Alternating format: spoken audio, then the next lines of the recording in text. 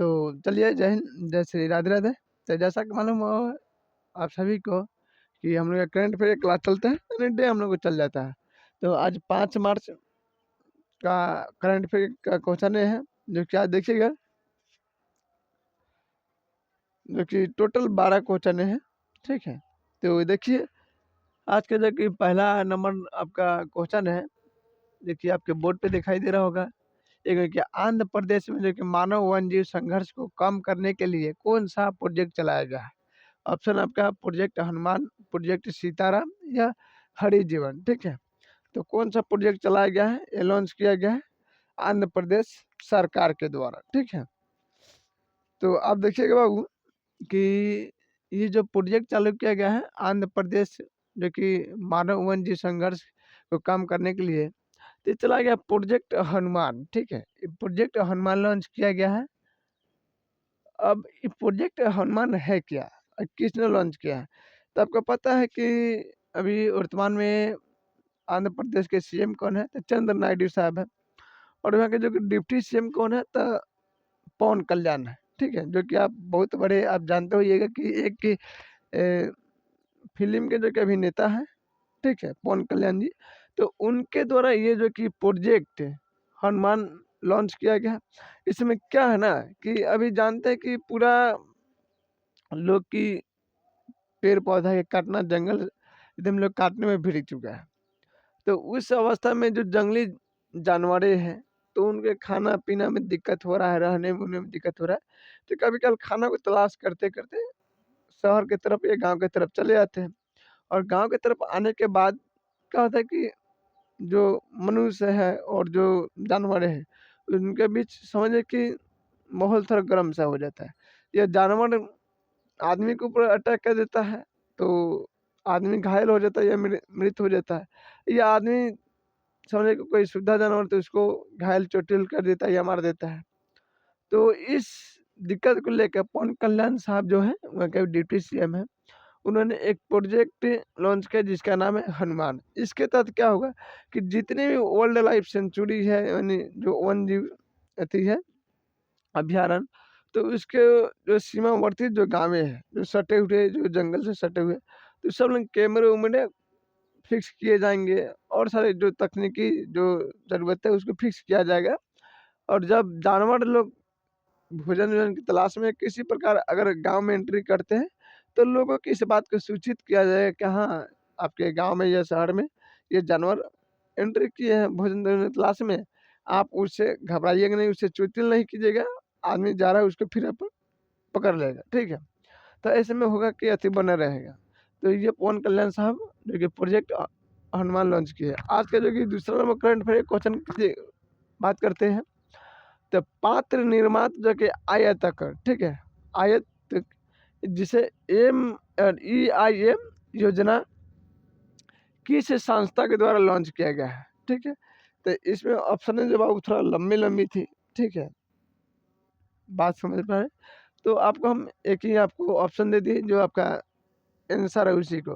तो आप देखिएगा यहाँ लिखा होगा जो कि सेंट्रल बोर्ड ऑफ जो कि इनडायरेक्ट टैक्स एंड जो कि कस्टम के द्वारा ये योजना लॉन्च किया गया है, पात्र निर्मात आयकर। ठीक है, तो किस अथी के द्वारा लॉन्च किया गया, संस्था के द्वारा, तो central board of indirect tax in the custom के द्वारा लॉन्च किया गया। अगला हम लोग बात करते हैं, आज का तीसरा नंबर करंट अफेयर का क्वेश्चन है कि द डर्मा कंपनी ने किसे अपना ब्रांड एम्बेसडर बनाया है। ठीक है, एक कंपनी है द डर्मा, क्या है, एक कंपनी है द डर्मा कंपनी, जिन्होंने अपने सामान को प्रचार प्रसार के लिए उन्होंने एक अपना ब्रांड एम्बेसडर को चुने हैं, जिसमें आप देखिएगा आपका ऑप्शन PV सिंधु है।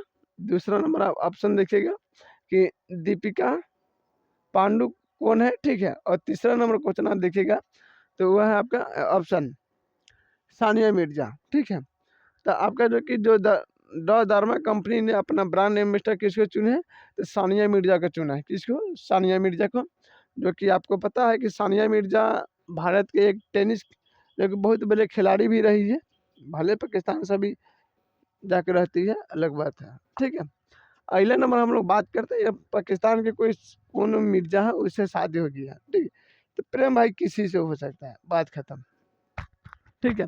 अगले नंबर हम बात करते हैं कि चौथा नंबर क्वेश्चन है आज का कि जन औषधि सप्ताह 2026 का आयोजन कब से कब तक किया जा रहा है, ठीक है। तो आपका ऑप्शन देखिएगा 1 मार्च से लेकर 7 मार्च के बीच, 5 मार्च से लेकर 12 मार्च के बीच, या कह लीजिए कि 1 अप्रैल से लेकर 8 अप्रैल के बीच में इसको आयोजित किया जा रहा है। क्या है? जन औषधि, ठीक है, जन औषधि साप्ताहिक जो कि 2026 का आयोजन, ठीक है। तो इसमें देखिएगा वर्तमान में जो कि जन औषधि जो कि साप्ताहिक, इसमें अभी वर्तमान में अभी 18,000 जो कि संस्थाएं इसमें काम कर रहे हैं मेडिसिन में, ठीक है। और इसको लक्षित किया गया है कि 2030 तक इसमें लगभग 25,000 जो कि कंपनियां इसमें काम करें, संस्थाएं चले जन औषधि में, और 2035 तक लगभग 30,000 के आसपास, ठीक है। तो अभी इसमें 18,000 जो कि चल रहा है, और ये कब से कब आयोजन किया जा रहा है, तो 1 मार्च से लेकर 7 मार्च के बीच में इसको आयोजित किया जा रहा था, ठीक है, अभी किया गया है। अगला आज के देखिएगा 5वीं नंबर करंट अफेयर का क्वेश्चन है कि अस्मिता महिला खेल लीग का विशेष आयोजन, ठीक है, किस अवसर को चिन्हित करता है, यानी किस अवसर को चिन्हित। तो आपका ऑप्शन देखिएगा राष्ट्रीय महिला दिवस को, गणतंत्र दिवस को, या राष्ट्रीय खेल दिवस को, या कह लीजिए कि युवा दिवस को, किसको चिन्हित करता है। तो आपका जो कि देखिएगा सही ऑप्शन होगा अंतर्राष्ट्रीय, ठीक है, अंतर्राष्ट्रीय महिला दिवस को ये चिन्हित करता है, ठीक है। कौन सा? तो अस्मिता महिला खेल लीग का विशेष आयोजन, यानी अस्मिता, देखिए इसमें क्या है कि इस प्रोजेक्ट के तहत जितने भी महिलाएं हैं, ठीक है, तो उनको अवेयरनेस किया जाएगा कि आप भी अब खेल में आइए। खेल में देखिए जरूरी नहीं है कि हर एक आदमी घर में ही काम करे, हर एक आदमी ऑफिस में ही काम करे।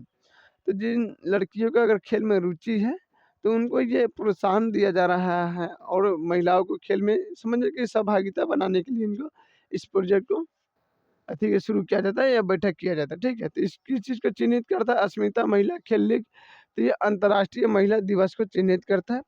और आप लोग से एक प्रश्न है, ठीक है, यही प्रश्न कि अंतर्राष्ट्रीय महिला दिवस कितने तारीख को मनाया जाता है, ठीक है, तो आप लोग कमेंट में बताइएगा, ठीक है। चलिए आज का हम लोग छठा नंबर क्वेश्चन की बात करते हैं करंट अफेयर का कि भारत स्टील शिखर सम्मेलन का पहला संस्करण कहाँ आयोजित किया जाएगा। आपका ऑप्शन होगा नई दिल्ली, कोलकाता, चेन्नई या मुंबई में। तो आपका जो कि बाबू देखेगा कि भारतीय स्टील शिखर सम्मेलन का आयोजन कहाँ किया जा रहा है, तो नई दिल्ली में किया जा रहा है। कहाँ? नई दिल्ली में किया जा रहा है, ठीक है, नई दिल्ली में किया जा रहा है। बट ये कब किया जाएगा, तो 16 अप्रैल से लेकर 17 अप्रैल के बीच में किया जाएगा, अगले महीना में, ठीक है, कब? अगले महीना में किया जाएगा। तो इसमें क्या है कि पूरा विश्व के जितने बड़े बड़े जो स्टील कंपनियां के जो कि दिग्गज कंपनियां के जो कि अम्बेसडर थी, चेयरमैन है, सीईओ है, तो ये लोग इसमें पार्टिसिपेट करेंगे। और जो कि एक नई किस्म के जो कि स्टील निर्माण में ये लोग अपना बात विमर्श करेंगे, जो ग्रीन को लेके ग्रीन हाउस जो कि गैस उसको सब उतना प्रदूषित ना हो, इसको ज्ञान में ध्यान में रखते हुए इस स्टील को निर्माण करना है, ठीक है, ग्रीन स्टील इस सब को लेकर, ठीक है। तो इसमें पूरा विश्व के जितने बड़े बड़े दिग्गज कंपनियां हैं, तो उसका जो कि सीईओ होंगे, चेयरमैन होंगे, ये सब लोग इसमें पार्टिसिपेट करेंगे, ठीक है। अगला हम लोग बात करते हैं आज का जो ये करंट अफेयर का 7वीं नंबर प्रश्न है कि मोबाइल वर्ल्ड कांग्रेस, ठीक है, जिसे शॉर्टकट में MWC कहा जाता है। तो मोबाइल वर्ल्ड कांग्रेस 2026 का आयोजन किस किया जा रहा है, ठीक है, क्या है? किया जा रहा है मोबाइल वर्ल्ड कांग्रेस 2026 का आयोजन किया जा रहा है। तो कहाँ किया जा रहा है, तो आपका देखिएगा पेरिस, वार्सिलोना, बर्लिन या जेनेवा में, ठीक है। तो आपको पता है कि पेरिस जो कि फ्रांस का कैपिटल है, वार्लिसलोना जो कि स्पेन का कैपिटल है, ठीक है, बर्लिन यानी बर्लिन की बात हो रहा है, तो आपका जापान का कैपिटल है, और जेनेवा जो कि स्विट्जरलैंड के कैपिटल है, ठीक है। तो आपका जो कि राइट द आंसर होगा कि मोबाइल वर्ल्ड कांग्रेस 2026 का आयोजन कहाँ किया जा रहा है? तो ये किया जा रहा है बार्सिलोना में, जो कि स्पेन में है। ठीक है, कहाँ? स्पेन में। अगले नंबर हम लोग बात करते हैं क्वेश्चन के 8वें नंबर है कि भारत ने 75 अरब अमेरिका डॉलर के द्विपक्षीय सर्वे समझौता यानी BSA का जो कि नवीकरण किस देश के साथ किया है? ठीक है, नवीकरण BSA नवीकरण किस देश के साथ किया है? तो भारत ने 175 ठीक है, 175 नहीं बाबू, सीधा 75 है। 75 अरब जो कि अमेरिकी डॉलर के द्विपक्षीय सर्वे समझौता किस देश के साथ किया है? तो आपका जो ऑप्शन जो रहने वाला है जापान रहने वाला है। ठीक है, कहाँ? जापान, ताइवान या सिंगापुर या मलेशिया। तो आपका जो देखिएगा सही जो ऑप्शन होगा बाबू वो होगा आपका जापान होगा। कहाँ होगा? जापान। ठीक है, जापान सरकार के साथ ये समझौता किया गया। इसमें क्या है ना कि मान लीजिए कि पूरा आप सब लोग जानते हैं, पूरा विश्व जानता है कि दुनिया के जितने ट्रेड होता है डॉलर में होता है। क्या है? डॉलर में होता है। और डॉलर किसकी मुद्रा है? अमेरिका के है। तो इसमें कि जैसे कई दफ़ा आदमी के ट्रेड वेड करते में सामान्य किनने में क्या होता है कि पैसा मुद्राएं घट जाती है, तो फिर ट्रेड करना थोड़ा टफली हो जाता है। तो जैसे कि भारत अगर अमेरिका से चाहे दुनिया के किसी भी ट्रेड कर रहा है उसमें अगर US डॉलर घट जाता है तो भारत क्या करेगा कि भारत के जो कि बैंक है RBI, तो वो अपना जो कि यहाँ का रुपया ले जाके जापान की जो कि यहाँ के जो गवर्नमेंट बैंक होगी वहाँ जमा करके और वहाँ से लगभग 75 अरब जो कि अमेरिकी डॉलर आप ले सकते हैं। क्या? 75 अरब अमेरिकी डॉलर लेके आप व्यापार पर कीजिए। ठीक है, और रुपया वहाँ जमा होगा। जनती है आदमी अथी करेगा, रुपया मिल जाएगा फिर आपका। ठीक उसी प्रकार अगर जापान के भी अगर ट्रेड करने में अगर पैसा घट जाता है डॉलर, तो वो अपना जो वहाँ का मुद्रा है यन। क्या है? यन। ठीक है, तो वो अपना भारत के जो कि RBI लग अपना जमा करके और भारत से जो कि US डॉलर ले जाके अपने व्यापार पर कर सकता है। ठीक है, तो इसके लिए ये समझौता किया गया।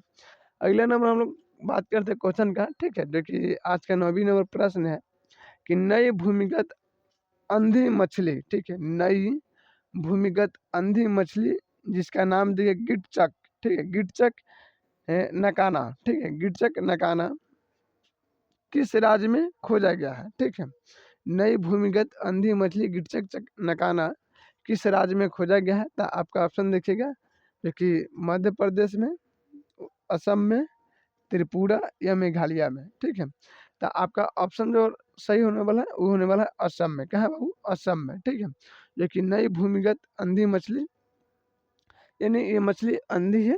ठीक है, इनको दिखाई नहीं देता और भूमिगत में मिले भूमि में मिलता है, नीचे ग्राउंड वाटर में। आप कहिए कि तालाब उला में तो इससे में नहीं मिलता है। तो ग्राउंड वाटर में जैसे आप कुआं देखिएगा।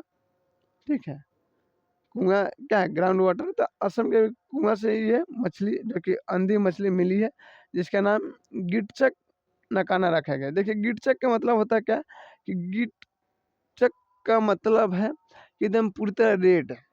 रेड में जैसे जिस तरह ब्लड होता है उस तरह पूरा रेड दिखाई देता है, पानी में पूरा रेड। ठीक है, और नकाना का मतलब होता है अंधी मछली। ठीक है, क्या? अंधी मछली। तो इसीलिए इसका गिटचक नकाना कहा गया है। और कहाँ मिला है? तो आंध्र प्रदेश राज्य में मिला है। ठीक है, आज का जो कि 10वीं नंबर क्वेश्चन है कि KP उन्नीकृष्णन। ठीक है, KP उन्नीकृष्णन का हाल ही में निधन हो गया है। वे किस क्षेत्र से संबंधित है? तो आपका देखिएगा खेल से, साहित्य से, या वैज्ञानिक क्षेत्र से है या राजनीतिक क्षेत्र से है। तो देखिएगा बाबू KP उन्नीकृष्णन हाल ही में उनका निधन हो गया। तो ये राजनीतिक क्षेत्र से आते हैं। क्या? राजनीतिक क्षेत्र से आते हैं। क्या है? आपका ऑप्शन नंबर डी आपका करेक्ट होगा, राजनीतिक क्षेत्र से आते हैं। ठीक है, जो कि देखिएगा ये चर्चा में क्यों है तो जो कि केरला की जो कि लोकसभा है वहाँ के जो संसद है लोकसभा से। ठीक है, केरला से। तो लगातार इस 7 बार एक ही पद से जीत हासिल किए थे। ठीक है, क्या? 7 बार लगातार एक ही पद से जीत हासिल किए थे। उसके बाद 1990 में जब स्थिति चल रहा था तो उस समय जो गल्फ कंट्री में जो केरला के सिविलियन जो फंसे थे उनको ही निकाले थे। ठीक है, तो अभी लगभग 91 या 81वां वर्ष की अवस्था में इनका निधन हो गया, तो इसलिए चर्चा में रहे हैं। अगला हम लोग बात करते हैं, आज का 11वां प्रश्न है कि 8 बाघों की मौत से खबरों में रहा बांधवगढ़ टाइगर रिजर्व किस राज्य में स्थित है? ठीक है, तो हाल ही में लगभग 2-3 तारीख की बात है कि 8 बाघों का जो कि अवैध तरीके से जो कि बिल्ली से, ठीक है, जो कि 8 बाघों का मृत्यु हो गया है जो कि बांधवगढ़ टाइगर रिजर्व में। तो ये कहाँ है? तो आपका ऑप्शन देखिएगा, एमपी में, राजस्थान, उत्तर प्रदेश, उत्तराखंड या महाराष्ट्र में। इसमें 5 ऑप्शन है। तो आपका जो कि राइट द आंसर होने वाला है वो होने वाला है एमपी, ठीक है, यानी मध्य प्रदेश में बांधवगढ़ टाइगर रिजर्व है, ठीक है। तो इसमें देखिएगा अभी भारत में सबसे ज़्यादा जो कि टाइगर यहीं पे मिलेगा आपको, बांधवगढ़ टाइगर यानी एमपी में मिलेगा, ठीक है। तो यहाँ अवैध तरीके से देखिएगा कि करंट लगने से 8 बाघों के मृत्यु हो गया है, ठीक है, इसलिए ये अथी में है। आज के हम लोग के अंतिम और आखिरी करंट अफेयर के क्वेश्चन है कि ईरान के जो कि अंतिम सर्वोच्च नेता किसे नियुक्त किया गया है, ठीक है। ईरान का जो कि अंतिम सर्वोच्च नेता किसे नियुक्त किया गया है? तो आपको पता है कि ईरान के जो सुप्रीम लीडर थे वो मारे गए हैं, ठीक है, मर गए। अच्छा, अभी जितना सब 80-86 उम्र के जितना व्यक्ति सब मर जा रहे हैं, ठीक है। तो वहीं पे बात करते हैं, तो ये जो कि ईरान के सुप्रीम लीडर थे प्रेसिडेंट में के, वो मरे गए। अभी अमेरिका और इजराइल मिल के जो कि इस पर आक्रमण किया था, ठीक है, अटैक। और ट्रंप हमेशा जो कि आरोप लगाता है कि का जो इराक अपना परमाणु न्यूक्लियर अति बना रहा है। पता नहीं दुनिया किस मोड़ पे जा रहा है। तो देखिएगा इसी वजह से जो कि इराक ने भी 9 कंट्री पर जो कि आक्रमण किया है। अभी हाल ही में तो इसमें 15-16 कंट्री आ गए हैं लड़ाई में। तो ऐसा लग रहा है कि जो कि थर्ड वर्ल्ड वार अब शुरू हो जाएगा, असम पर है। तो उसमें इराक, ईरान, कुवैत जो कि सारे कंट्री हैं, सऊदी अरब, यमन, बहरीन, जॉर्डन, इजराइल, ये सारे लोग अभी युद्ध में फंसे हुए हैं, ठीक है। तो अभी देखिए कि भारत में थोड़ा तेल का भी किल्लत अब बढ़ने वाला है। क्या है कि जो दुनिया के लगभग 70 से 80% जो कि तेलें इसी कंट्री से आती थी या व्यापार होती थी, जिसमें Iraq, Iran, Kuwait, Bahrain, Oman, Yemen, Saudi Arabia, Jordan, ये सब पर है। तो देखिए इराक जो है ना कि पर्सनली उस देश के ऊपर अटैक नहीं कर रहा है। इस देश में जो जॉर्डन हो गया, बहरीन हो गया, कुवैत हो गया, सऊदी अरब हो गया, यूएई हो गया, तो इस समय जो इजराइल का और अमेरिका के जो बेसे है सैन्य अड्डे, उसको टारगेट करके उड़ा रहा है। बट मिसाइल तो ये नहीं देखता होगा कि हाँ यही अमेरिका का बेस्ट आती है। वहाँ तो भाई इंडियन सिविलियंस भी रह सकता है और भी कंट्री के लोग रह सकता है, तो सब का दिक्कत है। तो अगर मामला ठीक नहीं होता है तो भारत सरकार को क्या करना, 1-2 दिन युद्ध विराम करा के वहाँ के जितने भी अपना इंडियन सिविलियंस हैं उनको अपना भारत बुलाए, ठीक पा रहे हैं। तो अभी वहाँ के हाल ही में जो कि सर्वोच्च नेता के पद किसे चुना गया है, तो आपका ऑप्शन देखिएगा अली लारी जानी है, ठीक है, ये ऑप्शन नंबर ए में है। ऑप्शन नंबर बी में है कि यातुल्ला अली रेजा अराफी को चुना गया है।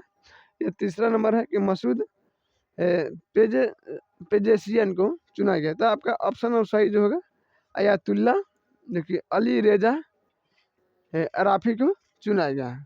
तो चलिए, आई होप जो कि आज का क्लास आपको अच्छा लगा होगा और हमने पूरा प्रयास किया आपको जो 12 क्वेश्चन है उसको समझाने का, और आई होप आपको समझ में आया होगा, ठीक है।